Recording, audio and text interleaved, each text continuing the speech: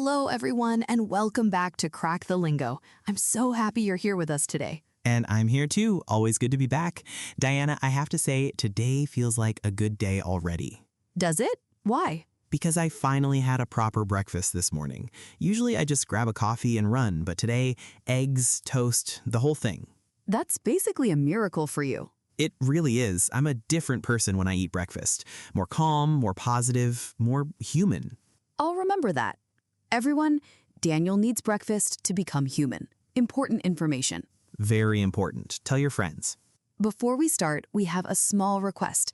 If you enjoy learning English with us through real conversations like this one, please like this video and subscribe to our channel. Yes, subscribing is completely free and it helps us so much. And we post new episodes every week, so you'll never run out of English practice. And we have a question for you today. Leave your answer in the comments. The question is, what is the first thing you do every morning? We want to know your routine. Yes, tell us everything. We love reading your comments. Okay, so today's topic is something very simple, but very useful. We're going to talk about your day in English. Your daily routine, morning to night. And you might be thinking, why is this important? My day is so ordinary. Nothing special happens. That's exactly the point, though, because ordinary life is full of English opportunities. And when someone asks you, how was your day, you need to be ready. Right. Most learners freeze in that moment. They understand the question, but the words don't come. Because they've never practiced describing their own daily life in English. They've practiced grammar rules, they've learned vocabulary lists, but their actual daily life in English, never. So today, we fix that. By the end of this episode, you'll be able to talk about your morning, your work or studies, your evening, your night, all in simple, natural English. And it won't feel like a lesson. It'll just feel like us talking about our days, which is exactly what we're doing. Exactly. So let's start from the very beginning, the morning. Ugh, mornings. You don't sound excited. I'm a morning person now. I'm working on it. But honestly, when that alarm goes off, my first thought is always, who invented this? Who decided we need to wake up early? I feel that deeply. My alarm goes off at 6:30, and every single morning I think, just 5 more minutes. And 5 minutes becomes 20. Always. But then I sit up, take a breath, and tell myself, okay, let's go. And that moment, that small decision to get up, that's actually the hardest part of the day for me. For me too. Once I'm up, I'm fine. It's just the getting up part. So the first thing I do is wash my face. Cold water. It wakes me up immediately. For me, it's the shower. I can't function without a morning shower. It's like restarting a computer. Before the shower, I'm slow, confused, half asleep. After, ready. That's such a good way to describe it. Restarting a computer. Thank you. I came up with that right now. And listeners, notice these simple sentences. I wash my face, I take a shower, I wake up at 6:30, my alarm goes off. These are everyday phrases. Practice them. Say your own version out loud. Then comes breakfast, the most important meal of the day. As we established, I usually skip it, which is a mistake. A big mistake. I never skip breakfast. Usually I have eggs or bread with butter and a cup of tea, sometimes fruit if I have time. On good days, I have cereal with milk. On great days, I have eggs and toast. On normal days, just coffee and the hope that it's enough. That is not a breakfast, Daniel. I know, I'm working on that too. And after breakfast, it's time to get ready. I pick out my clothes, pack my bag, check everything. Phone, keys, wallet. The Holy Trinity. Yes, phone, keys, wallet. If all 3 are there, the day can begin. I once left home without my keys, locked myself out, had to call a locksmith and wait outside for 40 minutes, in the cold. No. Yes. Since that day, I check my keys every single time. I hold them in my hand at the door before I step out. That's trauma-based learning. The most effective kind. And then the commute, getting from home to wherever you're going. The commute, that journey that wakes you up completely whether you like it or not. I take public transport, bus or metro, and honestly, some mornings it's fine. I listen to a podcast, look out the window, relax. And other mornings? Crowded, loud, someone is eating something very smelly nearby. Classic. But it's part of the routine, and I've learned to make peace with it. I drive to work, and I always think driving will be faster, more comfortable, more relaxing. And is it? No, traffic is traffic whether you're in a car or on a bus.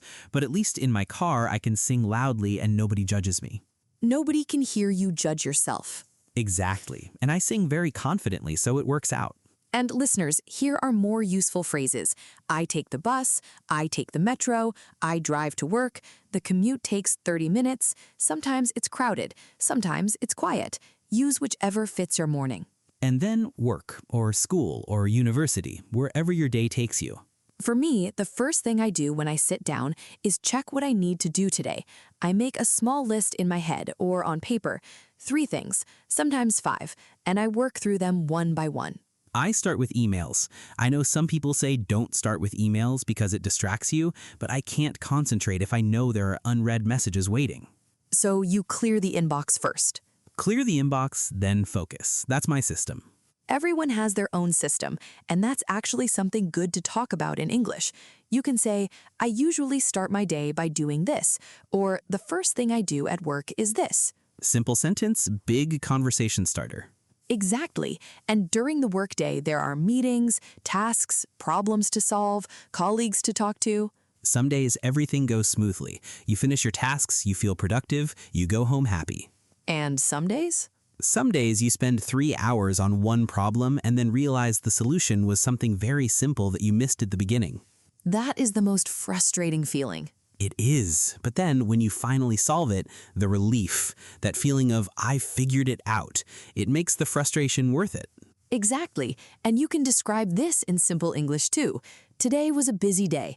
I had a lot of meetings. I solved a difficult problem. My day went smoothly. All very natural phrases. And then the part we all wait for, lunch. Lunch feels like a small holiday in the middle of the day. Perfect description. I usually eat with a colleague or sometimes alone if I need quiet, and I try not to eat at my desk. Why? Because if I eat at my desk, I keep working and I never actually rest, and by 3 p.m., I'm exhausted and useless. So the lunch break is a real break. A real break. Step away from the screen, eat something good, breathe. I like to take a short walk after lunch, even just 10 minutes outside. It refreshes my mind completely. That's such a good habit. I keep telling myself to do that, and then I don't. You could start tomorrow. Small step. Okay, starting tomorrow, walk after lunch. We'll check in next episode. Please don't. And listeners, describing your lunch break is also great English practice. I eat lunch at 1 o'clock. I usually eat with my colleagues. I take a walk after eating. Lunch is my favorite part of the day. And then the afternoon, the second half of the workday, which honestly is harder than the morning. Why do you think that is? Because the energy drops. After lunch, around 2 or 3 p.m., there's this moment where everything slows down. Your eyes feel heavy. You want to close them just for a second. The afternoon slump. Exactly. And I fight it with water and sometimes a small walk to the kitchen and back. I have tea. A cup of tea at around 3 p.m. saves my afternoon every single time. Tea is your solution for everything. Tea is the solution for everything. I can't argue with that.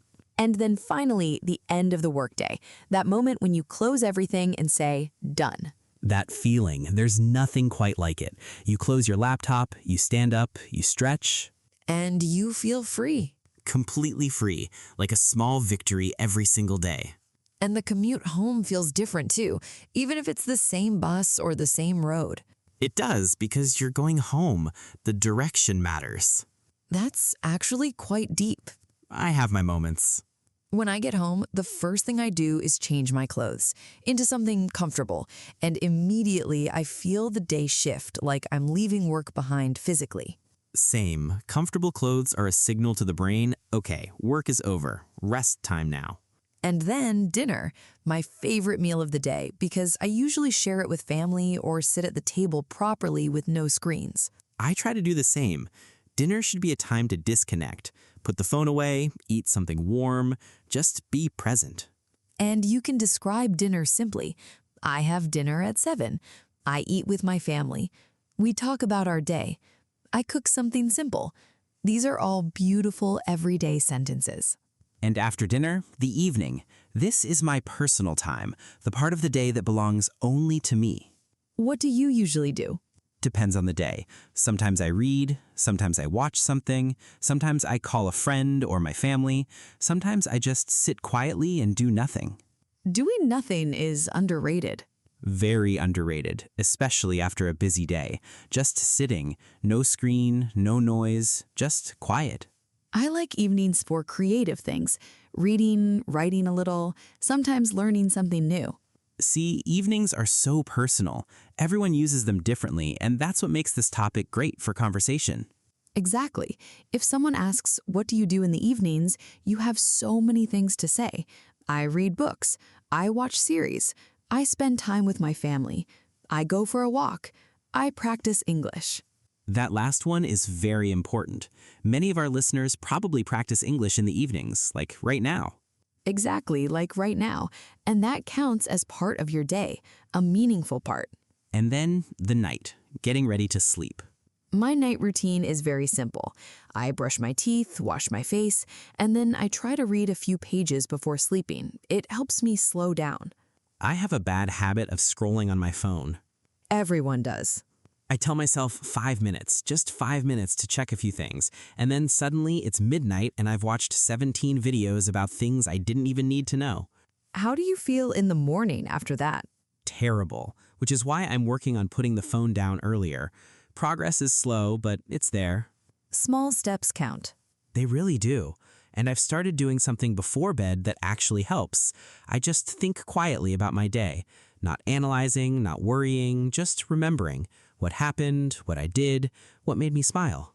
That's a form of reflection, and it's actually very good for your mental health. And for your English too, because when you do it in English, you're practicing without even realizing it. What a beautiful idea. Think about your day in English before you sleep. Not out loud, just in your mind. Simple sentences. Today I woke up at 7. I had breakfast. I went to work.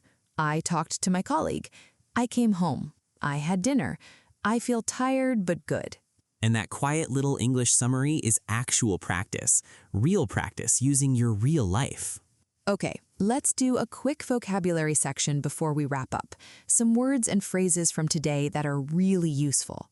Yes, and these are words that came up naturally in our conversation, not words from a list, words from real life. First, routine. A routine is a set of things you do regularly in the same order, like a morning routine or a bedtime routine. Example, I have a simple morning routine. I wake up, shower, eat, and leave. A routine helps you feel organized and calm. Next, commute. The commute is the journey from your home to your work or school and back. Example, my commute takes 40 minutes by bus. Some people love their commute because it's personal time. Others find it exhausting. Exhausting. That's our next word. Exhausting means something that makes you feel very, very tired. Example, today was exhausting. I had 5 meetings and no breaks. When something is exhausting, your body and mind need rest. Productive. When you're productive, you get a lot done. You feel useful and efficient. Example, I had a really productive morning. I finished 3 tasks before lunch. That feeling of being productive is very satisfying. Satisfying. And that brings us to our next word. Satisfying means something that gives you a feeling of completion and happiness. Example, finishing a difficult task is so satisfying. That's the feeling when you close your laptop at the end of the day, knowing you did good work. Refreshed. When you feel refreshed, you feel energized again after resting. Example, I took a short walk after lunch and felt completely refreshed. A 10-minute break can make a big difference. And finally, reflect. To reflect means to think quietly and carefully about something, to look back on it. Example, I like to reflect on my day before sleeping. It helps me feel at peace. Reflection is a beautiful habit for the mind. 7 words: routine, commute, exhausting, productive, satisfying, refreshed, and reflect, all from our real conversation today. And now a moment to think, because we always want this to be more than just English practice. We want it to be something that makes you think about your life too. So here are some questions for you. You don't have to answer out loud, just think quietly for a moment. What part of your day do you enjoy most, and what part feels the hardest? Is there one small change you could make to your routine that would make your day better? And when someone asks you, how was your day, what would you say in English right now? These are simple questions, but they're worth thinking about because your daily life is your most powerful English classroom. Exactly. You don't need a textbook to practice English. You just need your own day. Wake up and describe it. Have breakfast and describe it. Travel and describe it. Work and describe it. Come home and describe it. Step by step, day by day, and slowly fluency builds. Not because you studied more, but because you started seeing your life as English. And that is honestly the most natural way to learn any language. Okay, let's wrap up. Today we talked about how to describe your day in English, from the moment your alarm goes off to the moment you close your eyes at night. We covered morning routines, the commute, work and studies, lunch, the afternoon, coming home, dinner, the evening, and the night routine. And we learned that simple sentences are powerful. You don't need complicated language. You just need real words for real moments. I wake up, I have breakfast, I go to work, I feel tired, I come home, I rest, I sleep. These sentences are enough to start, and from there you grow. So here's your challenge this week. Every night before you sleep, think about your day in English. Just 5 sentences, that's all. 5 sentences about your day in English, in your mind, every night this week. And if you want to go further, write them down, or say them out loud, or share them in the comments. Yes, leave a comment describing part of your day. We read every single comment and we'd love to hear about your routine. And if this episode was helpful, please like it. It genuinely helps more people find us. And subscribe if you haven't already. We're here every week with a new episode. Always warm, always friendly, always useful. Thank you so much for spending part of your day with us. That means a lot. It really does. I'm Diana. And I'm Daniel. Take care of yourselves, keep practicing, and we'll see you in the next episode. Bye, everyone. Bye.